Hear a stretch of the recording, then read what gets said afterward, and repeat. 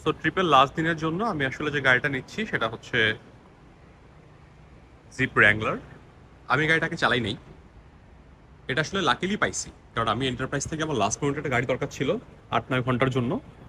তো আমি চুজ করেছিলাম যে ইউপিক, মানে এন্টারপ্রাইজে যে গাড়িটা থাকবে অ্যাভেলেবেল তার ভিতর থেকে আমি চুজ করে নিব। সো এখন আসার পর ওনাদের কাছে আসলে জিপ গাড়িটা বেশি আছে, সো ওনারা বললো তুমি চাইলে একটা জিপ নিতে পারো। সো আমি লাল কালারের গাড়ি চালাই নাই, সো শখ করে একটা লাল কালারের গাড়ি নিলাম। দেখা যাক এটা এক্সপিরিয়েন্স কেমন হয়। আর জিপ চালানোর শখ ছিল, জিপ চালানো হয় নাই। বড় বড় গাড়ির ভিতরে সাধারণত ফোর্ড F-150 চালানো হয়েছে, এটা চালায় দেখি কেমন লাগে। ওকে, কুল গাইজ, বাই। বাই না, দাঁড়ান ভিতরে দেখাই দিই। ভিতরে এই যে সিট, এটা হচ্ছে কন্ট্রোলার, এটা 5 সিটার। পিছনে স্পেস বড় আছে, আমাদের পিছনে বড় স্পেস লাগবে কারণ যেহেতু বাবাই আছে। আমার মনে হয় বাবাই গাড়িটাতে মজা পাবে। এই যে ফেয়ারলি নতুন গাড়ি, 15,326। সো রেন্টাল কারের জন্য এটা খুব বেশি মাইলেজ না। চাবি এখানে দেওয়া থাকে। আচ্ছা, এটার স্টার্ট বাটনটা কই?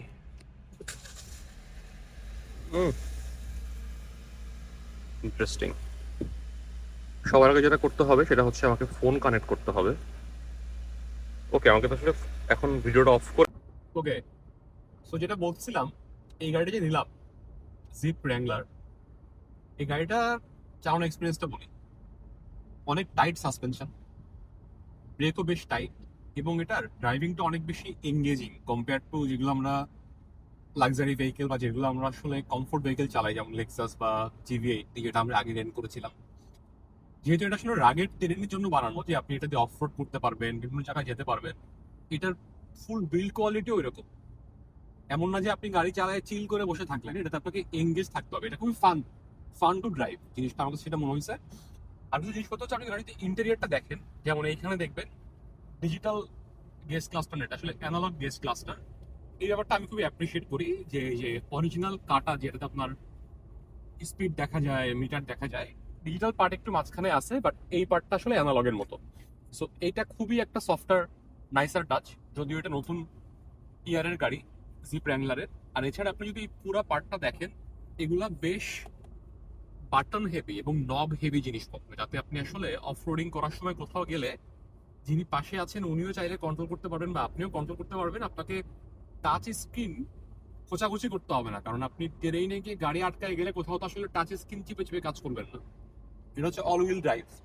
এগুলোর মাইলেজ কম্পারেটিভলি কম হবে, কারণ এটা আসলে পারপাস মাইলেজের জন্য না, এই কারণে এগুলোর হাইব্রিডও নাই। এটা হচ্ছে আপনার মাইলেজ দিচ্ছে আমাকে এখন 21, সিটি এবং বাইরের লং রুটটা হিসাব করেও। এছাড়া বলি, এটা তো হচ্ছে ওভার স্টিয়ারিং এর একটা ব্যাপার আছে। যদি আপনি আসলে ইউজ টু না হন এই গাড়িগুলো চালাইতে, একটু খেয়াল রাখবেন। আপনি অনেক সময় যেহেতু সামনেটা ছোট, আপনার স্টিয়ারিং করলে গাড়ি বেশ আর্লি মুভ করে। এটা আসলে লেক্সাস বা নর্মাল টয়োটা গাড়ির মতো না যে আপনি টাইম নিয়ে মুভ করবেন কার্ভটা। রাদার এটা একটু টাইটার হরাইজনে মুভ করে। এটার পারপাসটা এইটা, যে আপনি অফ রোডের টেরেনে গেলে যাতে গাড়িটা আপনাকে রাইট টাইমে রেসপন্স করে। অনেক বেশি হাইট, সো আপনি পাম্পটা ফিল করতে পারবেন রাস্তার। ড্রাইভিংটা ফান, বাট আসলে ফ্যামিলি টাইপের কার না। আমাকে ডাইনে এক্সিট নিতে হবে। এটা আসলে ফ্যামিলি টাইপের কার না, রাদার এটা আসলে ফ্রেন্ড সার্কেল মিলে বাইরে গেলে, রোড ট্রিপে গেলে, বা হচ্ছে একটু অফ রোডিং এ গেলে তখন নেওয়ার জন্য ভালো গাড়ি।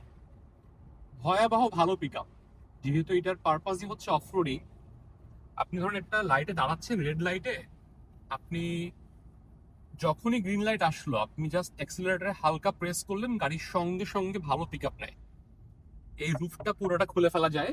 এই রুফটা খুলে ফেলার উপায় হচ্ছে এই যে এখান থেকে এই 4টা ক্লিপ খুলবেন, পিছনে 4টা ক্লিপ দেওয়া আছে।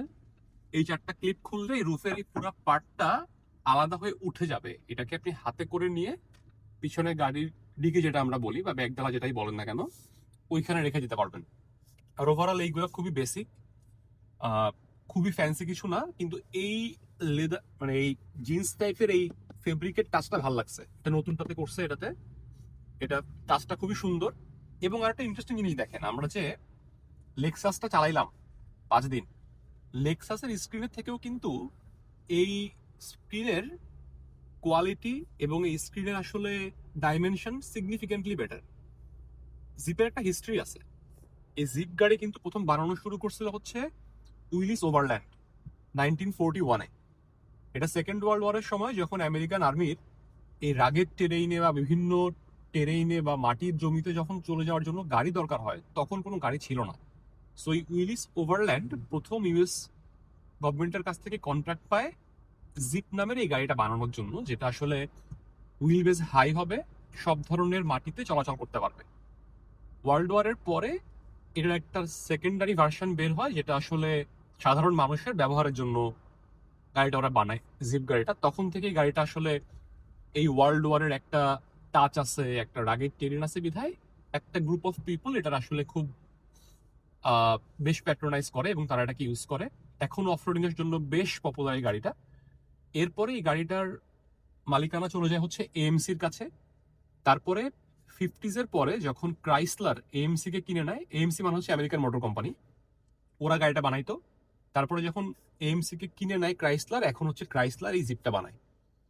এটার প্রাইস রেঞ্জ 2024-এর মডেল 34 থেকে শুরু করে 38, 39 পর্যন্ত ডিপেন্ড করে আপনার ভিতরের ফিটিংস বা আপনি অ্যাডিশনাল কি নিচ্ছেন তার উপরে।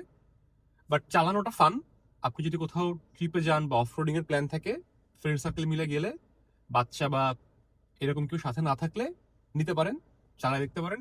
এটা আমার খুবই ভালো লাগছে চালায়। আমার তো আসলে নেওয়ার প্ল্যান ছিল না, আমি তো এন্টারপ্রাইজে গিয়ে গাড়িটা পেয়ে গেছি, এটা ছিল ওদের ওখানে, আমি এটা নিয়ে নিছি। সো ইনফ্যাক্ট আপনি যদি এগুলো খেয়াল করে দেখেন, গ্লাসগুলো কিন্তু আসলে ওপেন হয় বা ক্লোজ হয় এগুলো দিয়ে। এখানে আপনার গ্লাস ওপেন করা নর্মাল যেরকম সেডান গাড়িতে আমাদের থাকে সেরকম নাই। সাউন্ড সিস্টেম খুবই ভালো, স্ক্রিনটা খুবই ভালো, হিটেড সিট আছে, ভেন্টিলেটেড সিট আছে, পিছনে ভালো ক্যাপাসিটি আছে জিনিসপত্র ক্যারি করার। চাইলে নিজেরা বসে এখানে ক্যাম্পিং করার সময় বসে চা কফিও খাইতে পারবেন একটু বৃষ্টি বৃষ্টির ভিতরে বসলে। বাইরের গ্লাসটা খুলে যায় পুরোপুরি। সো ভালো আছে। আমি তো গাড়িটা আসলে ফুললি কয়েকদিন ধরে চালাই যে ইউজ টু হবো বা অনেক ফিচার ট্রাই করবো, আমার কাছে সময়টা নাই। আমার আজকে প্ল্যান, আমি গাড়িটা আজকে সন্ধ্যায় ফেরত দিয়ে দিব। But good to try.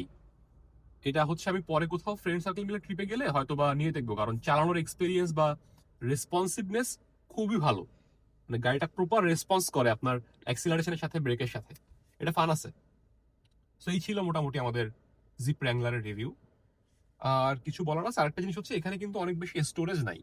ধরেন আমি জাস্ট এখানে একটা পাওয়ার ব্যাংক রাখছি, দুইটা কফি মগের বটল আছে, একটা হচ্ছে এই যে ম্যানুয়ালের মতো যেটা দিয়ে আপনার হচ্ছে গিয়ার শিফটার আছে, আর একটা হ্যান্ড ব্রেকের মতো আছে। আর এখানে খুব বেশি যে স্টোরেজ আপনি ফোন চার্জে দিবেন বা হচ্ছে ওয়্যারলেস চার্জার, এই জিনিসগুলো এখানে নাই। ফান টু ড্রাইভ, একটু রাগের ট্রেনের জন্য। এই তো, দ্যাটস ইট, শেষ, বাই।